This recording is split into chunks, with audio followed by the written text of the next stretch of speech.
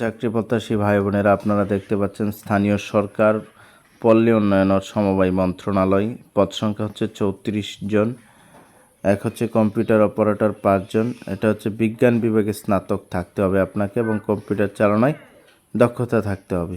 2 হচ্ছে 7 মুদ্রাক্ষরিক cum computer operator 13 জন। এটাও হচ্ছে স্নাতক থাকতে হবে, মানে ডিগ্রি পাস বা অনার্স পাস হতে হবে এবং ইংরেজি এবং বাংলায় কম্পিউটার চালানোয় দক্ষতা থাকতে হবে। 3 হচ্ছে অফিস সহকারী কাম কম্পিউটার মুদ্রাক্ষরিক 4 জন। এটা উচ্চ মাধ্যমিক মানে ইন্টার পাস দিয়ে এখানে আবেদন করতে পারেন। 4 হচ্ছে অফিস সহায়ক 12 জন, মাধ্যমিক স্কুল সার্টিফিকেট বা এসএসসি দিয়ে এখানে আবেদন করতে পারবেন। আপনার পূর্ণাঙ্গ সার্কুলারটি দেখে আপনারা আপনাদের পছন্দের পোস্টে অবশ্যই আবেদন করে ফেলুন, কারণ এখানে 34 জন জনবল নিয়োগ দেওয়া হবে। আপনারা পূর্ণাঙ্গ সার্কুলার দেখে আপনার যে পোস্টে আবেদন করতে ইচ্ছুক সেখানে আবেদন করে ফেলুন অতি তাড়াতাড়ি।